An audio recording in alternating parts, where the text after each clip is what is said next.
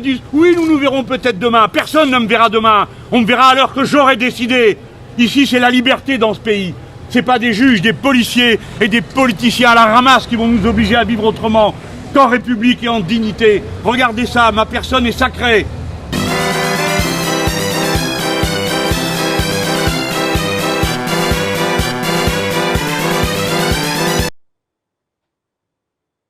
Pour une France non voilée, pour une France non voilée, votez pour nous et ce marché redeviendra français. Pour une France non voilée, pour une France non voilée. Le saucisson à charcuterie, c'est plus trop la mode par ici. Hein. Du cochon et de la bière, on est chez nous, on ferme les frontières et vous rentrez chez vous. Pour une France non voilée. Votez pour nous et ce marché redeviendra français. On est chez nous, rentrez chez vous.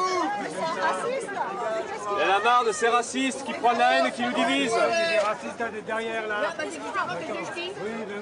Pour une France non voilée. Qu'est-ce que tu fais là? T'en as pas marre de déblatérer toutes tes horreurs? Écoute, quand ils t'auront piqué ton boulot, ta femme et ta maison, faudra pas venir pleurer, gars. Peu importe d'où on vient, noir, blanc, juif, musulman, athée, on est tous égaux. Égaux? Oui, tous égaux. On est tous pareils. Régularisation de tous les sans-papiers. Ils vont pas te laisser passer. Liberté de circulation et d'installation et ouverture des frontières. Je t'en prie, arrête ça tout de suite. Droit de vote des étrangers à toutes les élections. Stop au délit de faciès. Travailleurs français et immigrés, solidarité et unité.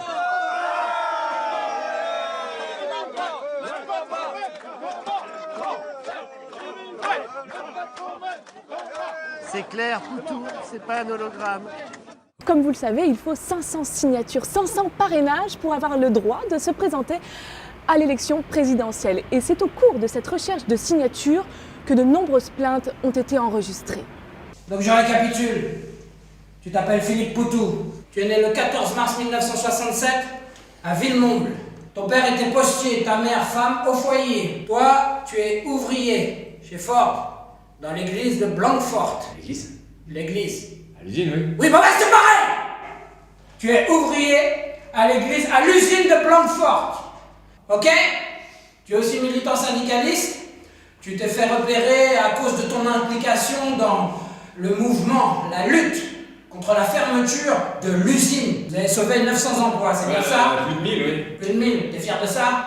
On est fiers, oui, on ne s'est pas laissé faire. En 2012, monsieur s'invite à la table des grands. Monsieur est candidat à l'élection présidentielle. Bah oui, on attrape le melon, on a le droit d'attraper le melon. Non, pas du tout. Mais si. Tu veux pas être président de la République française en 2017? C'est plus compliqué que ça. Comment ça, c'est plus compliqué que ça? Vous avez pas marre de ces politiciens, de gauche, de droite, au service des plus riches, banquiers d'affaires, avocats d'affaires, hommes d'affaires, on n'a que ça, qui défendent des idées ultralibérales, antisociales, nauséabondes. Nous, on pense qu'un ouvrier, un salarié, ça peut être candidat. Et même on a intérêt à se représenter nous-mêmes, à parler de nos problèmes nous-mêmes, à s'organiser nous-mêmes. C'est ça qu'on a envie de dire, prendre nos affaires en main. Même vous pourriez être candidat. Arrête de marcher le cerveau. Tu veux être candidat, oui? Pour faire simple, oui. Bah alors c'est quoi tout ce bordel que vous m'avez foutu dans le pays là? En fait, il faut 500 parrainages pour être candidat. Voilà, il nous les faut. Et le problème, c'est qu'on est un petit parti. C'est pas comme les gros partis. Eux, ils claquent des doigts et ils les ont, les 500 parrainages. Et en plus, ils donnent des consignes pour pas donner les parrainages aux autres. Donc il faut se battre pour ça. Donc ce sont des heures, le soir, après le boulot, avec des militants, même le week-end, à essayer d'aller dans les petites communes. Voilà, c'est un boulot énorme, on dépense beaucoup d'énergie là-dessus. Ben, des fois on fatigue, et des fois on cherche des raccourcis. Et là, c'est vrai qu'on a un peu dérapé. On a forcé les choses. Tu vas signer là, hein? Tu vas signer. Tu vas signer. Je voulais pas signer, hein? On va voir si tu vas pas le faire. J'aime pas le sandwich au poulet. Quoi? J'aime pas le sandwich au poulet. avec Mais ça fait 5 minutes que je te parle. Tiens, c'est un sandwich au poulet, j'aime pas ça, moi. Ok. Oh, il y a le maire. Merci. Eh, viens, on y va. Oh, putain. Eh, attends, ça arrive comment ta ceinture? Je t'ai déjà dit ce que je voulais faire quand j'étais petit. Ah, mais je sais, policier. Ouais, mon gars. Strauss-Kahn, le directeur général du FMI, a été formellement inculpé cette nuit à New York d'agression sexuelle et de tentative de viol. Tout a commencé ici, à l'hôtel Sofitel de Manhattan. Il est 13h à New York lorsqu'une femme de chambre entre dans la suite 2806 pour la nettoyer. Selon son témoignage recueilli par la police, Dominique Strauss-Kahn serait sorti de la salle de bain nu. Il aurait fermé à clé la porte et aurait tenté de l'agresser sexuellement. L'employée se serait débattue et libérée toute seule. Elle va alors prévenir ses collègues et est transférée dans cet hôpital pour blessures superficielles. Il est 16h45 à New York lorsque des policiers en civil entrent dans l'avion à bord duquel se trouve le directeur du FMI installé en première classe. Un vol Air France à destination de Paris qui doit décoller 10 minutes plus tard.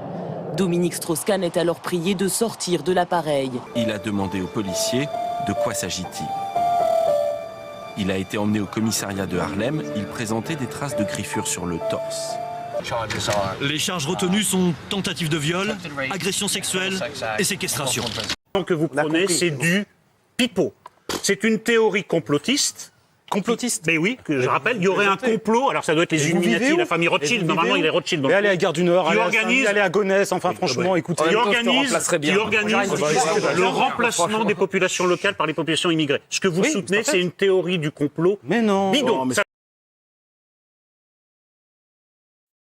An unrelenting stream of immigration. Non-stop.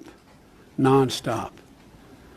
Folks like me who were Caucasian of European descent, for the first time in 2017, will be in an absolute minority in the United States of America.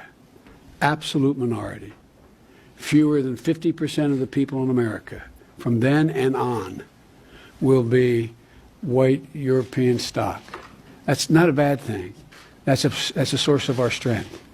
I'm proud of the American record on culture and economic integration of not only our Muslim communities, but African communities, Asian communities, Hispanic communities, and the wave still continues. It's not going to stop, nor should we want it to stop. As a matter of fact, it's one of the things I think we can be most proud of. Emmanuel Macron a fait un compliment gênant à la femme du Premier ministre australien sans le vouloir. En déplacement en Océanie, le président de la République a été reçu en Australie par Malcolm Turnbull, chef de l'exécutif. Le locataire de l'Élysée, d'habitude très fluide et à l'aise en anglais, s'est fait avoir par un faux ami qui a bien failli devenir une faute diplomatique. But I wanted to thank you for la gastronomie de l'œnologie français, mais je vous remercie ainsi que votre épouse pour cet accueil chaleureux pour l'organisation parfaite de cette visite. Merci. Le problème, c'est que si le mot délicieux peut s'employer en français pour décrire le caractère aimable d'une personne, son équivalent anglophone ne s'utilise que pour la nourriture et prend dans ce contexte un aspect grivois. Il n'en a pas fallu plus à la presse australienne pour affubler Emmanuel Macron d'un surnom. En une du Daily Telegraph, le président de la République est devenu le président Pépé le Putois, personnage dragueur insistant et collant des Looney Tunes. T'es un journaliste, donc t'es un menteur. Je sais que t'aimes pas les journalistes, tu le sais très bien. Non plus, c'est pas vrai ça. Tu dis toujours que c'est la profession que tu détestes le plus au monde. Non, j'ai jamais dit ça. Ah bon, d'accord. Alors personne, on n'a pas entendu alors. Non, jamais. Jamais. Après ça, madame, pourquoi on vous déteste? Est-ce que vous le comprenez? Voilà, c'est pour ça qu'on vous déteste. Parce que vous êtes mesquin, mais oui. Mais on croirait, vous savez, que je suis allé en classe affaires pendant que les autres étaient condamnés. Non, chacun a choisi, d'accord? Moi, je ne peux pas faire autrement. Pour des raisons qui m'appartiennent, je ne suis pas obligé de vous raconter ma vie. Mais pourquoi vous me cherchez sur un sujet pareil? C'est stupide, vous voyagez en quoi, vous? En classe économique? Madame Martichoux? Eh ben, je vous félicite, je ne sais pas comment vous faites, mais vous êtes bien menue. Je suis toute petite, c'est pour ça. Voilà. Merci beaucoup, Jean-Luc. Vers 16h, ils sont restés à peu près une demi-heure, et à la sortie, donc il était à peu près 16h30, regarde cette image filmée par Clément Younes, alors que Manuel Valls salue les habitants sur le parvis de la mairie. Un homme va l'agresser.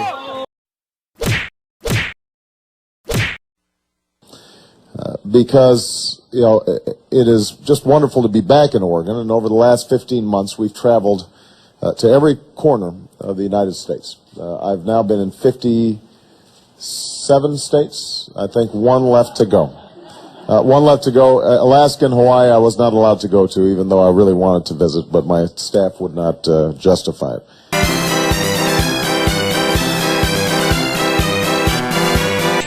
À La Réunion. Vous savez, La Réunion, c'est, enfin vous le savez parfaitement, c'est le premier département, c'est la première région d'outre-mer. C'est 800 000 habitants.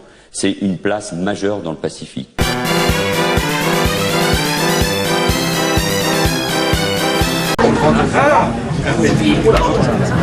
Puisqu'il y aurait davantage encore d'emplois possibles. Tout sur le plan d'investissement. L'engagement de la France, de la diplomatie. Je vais rester sur des...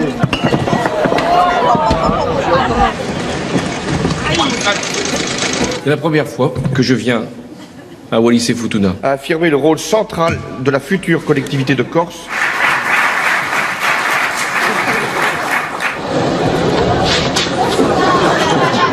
C'est pas grave. Mais je voulais surtout lui dire combien nous sommes très heureux que les élections au Burkina Faso se soient passées de manière transparente, démocratique et que le résultat ne souffre d'aucune contestation et vous y êtes pour beaucoup, Monsieur le Président. Je sais que vous avez même éprouvé à un certain moment, et je m'en souviens, la dureté de cette mission. Merci, Monsieur le Président. Le président Kafando est hors de la salle actuellement. Je crois qu'il est en communication avec Ouagadougou. Et enfin le Tchèque, Antonin Panenka, avec son fameux tir au but en finale du championnat d'Europe 1976. Ça, c'était un ballon tout mou. Mais parfois, les mous peuvent atteindre la perfection. La subtilité, l'élégance, la surprise.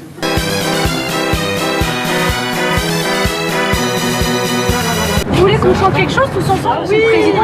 Alors, vous mettez en arc de cercle. Voilà, parce qu'il faut faire de l'animation. Vous êtes plutôt basse, vous êtes quoi? Moi, je suis plutôt haute. Haute, d'accord.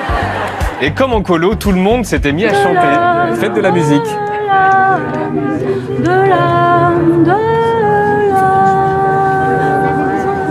Voilà, et voilà. On a été très bon là. Hein. Bon Camille, vous en avez une autre alors vous proposez? Aïe, aïe, aïe, aïe, aïe, aïe. Mauvaise blague. Et voici la séquence, la fameuse séquence Solstice.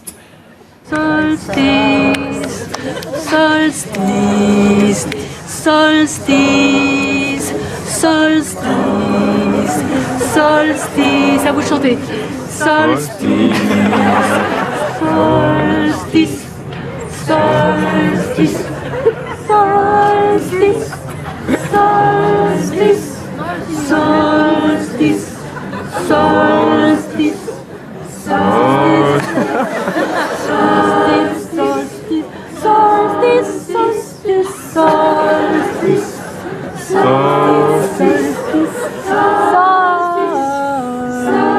solstice. Les gens se disent la démocratie est bloquée, donc essayons de la débloquer. Et on peut en effet la débloquer en gueulant un bon coup, en sortant dans la rue et en tabassant des flics. Enfin tabassant c'est un grand mot, vu comment ils sont protégés, c'est quand même pas évident. Il y a quand même des flics, enfin des policiers qui sont blessés. Oui. Ouais, c'est une accusation. Enfin... Ah oui, il y a des policiers qui sont blessés. Ouais. Quand j'avais fait ma vidéo sur les flics, il y en avait qui étaient venus me voir, des flics, pour me dire tu te rends compte du nombre de morts par an qu'il y a dans la police, dans des attaques ou je sais pas quoi. Alors moi, t'as pris les chiffres? Je suis allé regarder les chiffres. Je suis allé regarder les chiffres officiels, notamment des morts dans le monde du travail de manière générale. Je crois que c'est 500 personnes par an. Il y a beaucoup plus de morts chez les routiers que chez les flics au niveau du risque professionnel. Il y a beaucoup plus de morts de gens qui se font couper la main parce qu'ils travaillent à l'usine dans des conditions dégueulasses que de policiers qui se font couper la main parce qu'ils tombent dans un guet-apens de je sais pas quoi.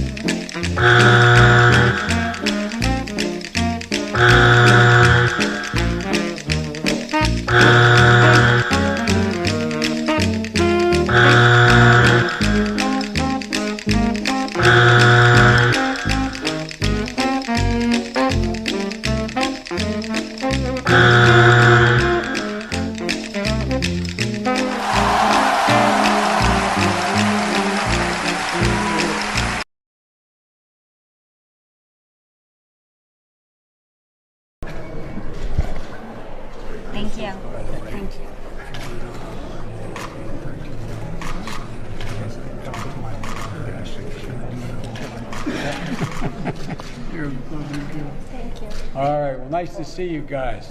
Thank you. See you back home, I hope. Oh, absolutely. Okay? People. Yeah.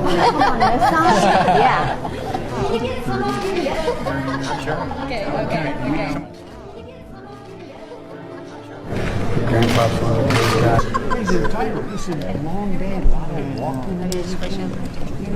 That's right, everybody. Don't tell me what all right, here we go. Here we go. Hold the Bible. You jump in the middle, Angel. You come right on this side of Mommy. No, you come over here. That's it. Keep going. You're going to stand right next to me. There you go. And then we're going to have... There you go. I love you. You're a lucky man. You're a lucky man. He's having fun. Thank you, sir. No serious guys. Thank you. Thank you. What a beautiful thing. Come on, slide across. We'll get everybody in.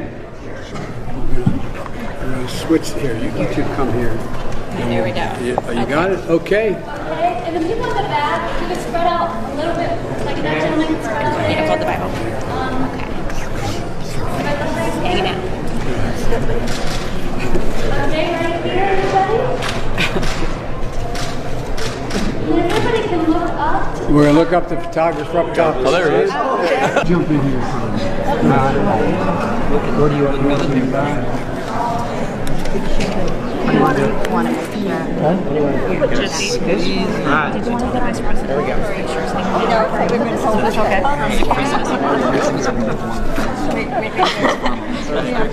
Okay, right. All right.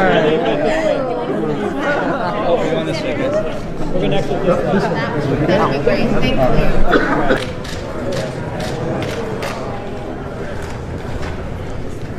Grandpa's one of those guys. That's nice of you to say. No, I'm not saying. He knows I mean it. Oh, that's, I genuinely mean it. that's good to hear. And let's add in the girls. Let's come back in with one big group shot. Come on in. Do you know what my dad used to say? His granddaughters have one important job. Take care of their pop. The most important one. 5, 6, 7 et 8. On va faire cercle, on tend bien les bras. Et nous, on peut avancer et reculer. On touche ses épaules et puis on tend les bras vers le haut. Devant. Bien haut les coudes.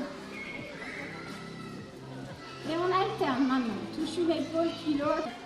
On commence doucement à délivrer des petits coups. Là, on va Oui, à vous rejoindre. Monsieur, en tout cas. Vous savez pourquoi je peux plus venir voir les gens? À cause de gens comme vous. Pourquoi? Parce que votre question me saoule, monsieur. Vous comprenez? Et vous, madame, aussi? Sachez que les jeunes... Et là, il attend qu'il y ait un incident, tu vois? Monsieur, sachez que les... Vous pensez pouvoir gagner sans Benoît Hamon? Monsieur le Président! Monsieur le Président!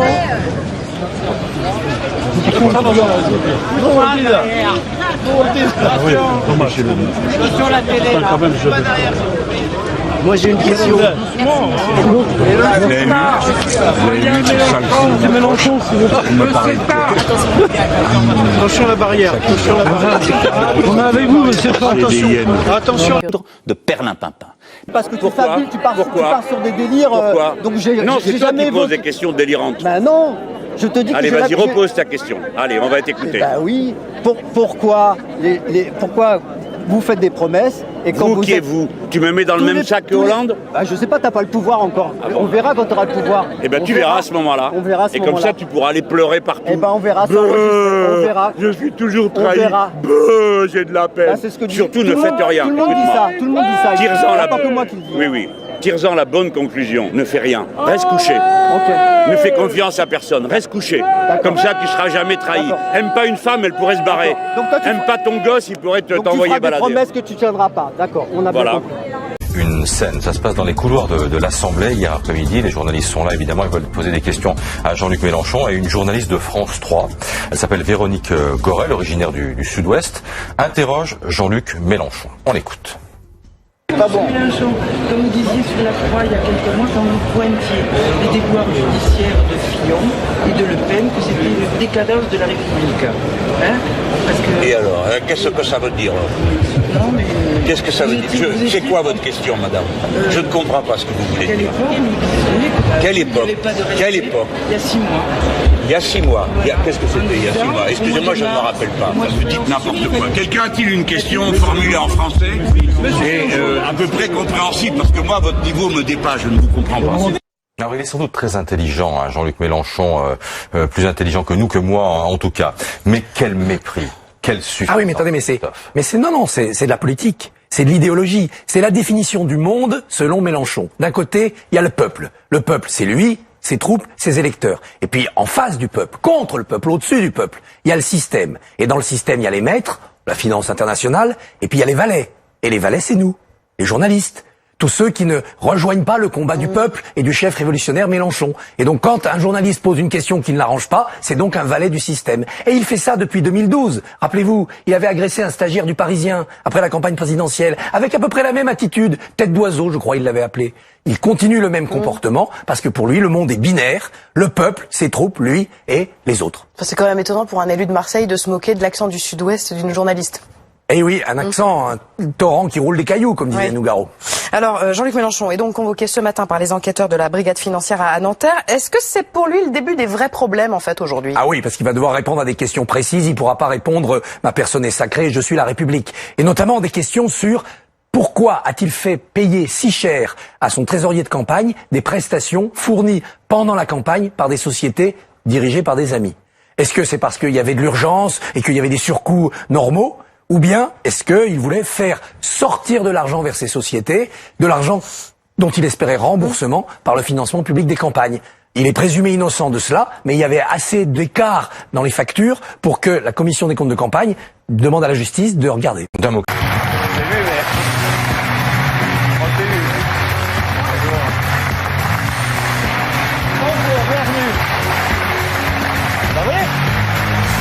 Monsieur Poutou, ça commence bien parce que vous avez au moins appris, voilà, je sais pas si on vous l'a dit, mais que le politique salue la main toujours de tout le monde sur un plateau quand il arrive. Voyez, ça y est, vous êtes prêts. On me l'a dit, hein. Ah oui?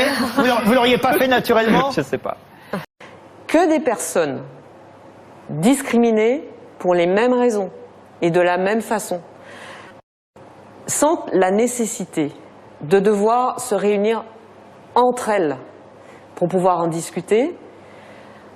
Ça ne me choque pas profondément selon la façon dont les choses sont formulées. Si on vous l'avait proposé, si on vous avait proposé de participer à une réunion en disant non, par contre les personnes de couleur blanche restent derrière la porte. Ça, c'est pas possible pour moi. Ça, ce n'est pas possible. C'est pour ça que je vous parlais de formulation. Je préfère les réunions réservées à que les réunions interdites à. C'est-à-dire que si... Non, non, mais non, non, je joue pas sur les mots. Non, je vais vous dire pourquoi je joue pas sur les mots. Parce que si vous dites... D'abord, les gens ont le droit de se réunir chez eux, enfin, voilà, comme ils veulent, hein. Nouvel ordre. Enfin bon, dans les limites du Covid et tout ça. Mais là, en l'occurrence, c'est par exemple dans le cadre des universités. Si vous dites groupe de travail consacré aux discriminations dont sont l'objet les personnes noires ou métisses, quelque chose me dit... ou les femmes noires ou métisses, quelque chose me dit que 95 ou 99% des participants spontanément à cet atelier seront les personnes dont il est question dans l'intitulé. Mais il est bien différent. Pardon, c'est un peu long, mais si il se trouve que vient à cet atelier une femme blanche, un homme blanc, etc., ben, j'aurais tendance à dire qu'il n'est pas question de le ou la jeter dehors. En revanche, on peut lui demander de se taire.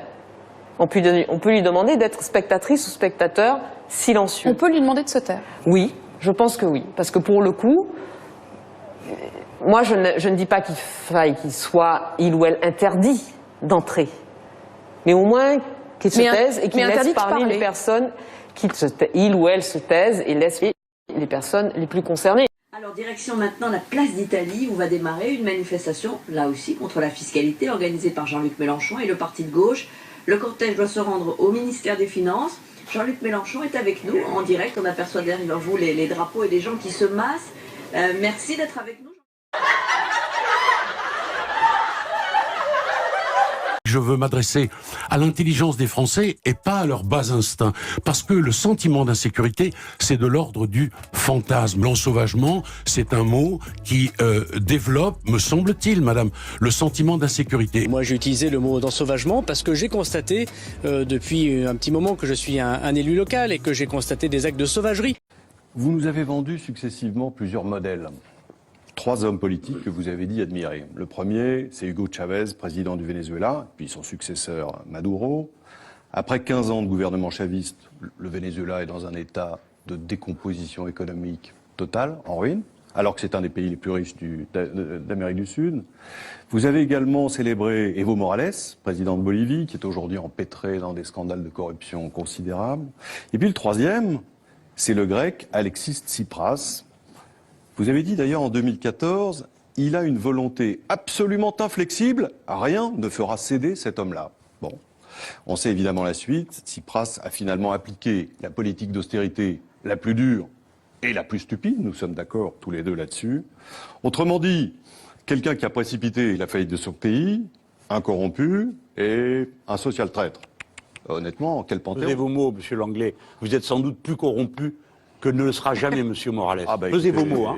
Je vous demande de retirer cela immédiatement. Et alors vous retirez ce que vous venez de dire sur... Je ne retire rien du tout. Vous avez une preuve? Vous êtes capable de dire... Vous traitez monsieur Morales, président de la Bolivie, de corrompu? Vous, monsieur Langlais? La petite amie de monsieur Morales, ouais.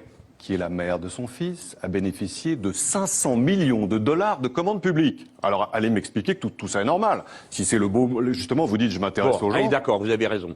Ben oui, d'une manière générale, nous savons que, pour voir le tableau, les hommes de gauche et les gouvernements de gauche, surtout quand ils ont transféré des masses considérables d'argent vers les pauvres, sont des corrompus, des voyous et des incapables. C'est 3 faillites considérables. Oui, c'est ça. Oui. Mesdames et messieurs, et pour beaucoup d'entre vous, très chers camarades, ce jour-ci a été un jour bien triste quand il a commencé. Et le sentiment qui nous opprimait alors en apprenant la nouvelle du décès de Fidel nous a amené une fois de plus à penser que c'est dans l'exemple de nos héros que nous puisons sans cesse les leçons et l'énergie dont nous avons besoin pour continuer à ouvrir le chemin qu'en leur temps, à leur place, ils ont d'abord dégagé.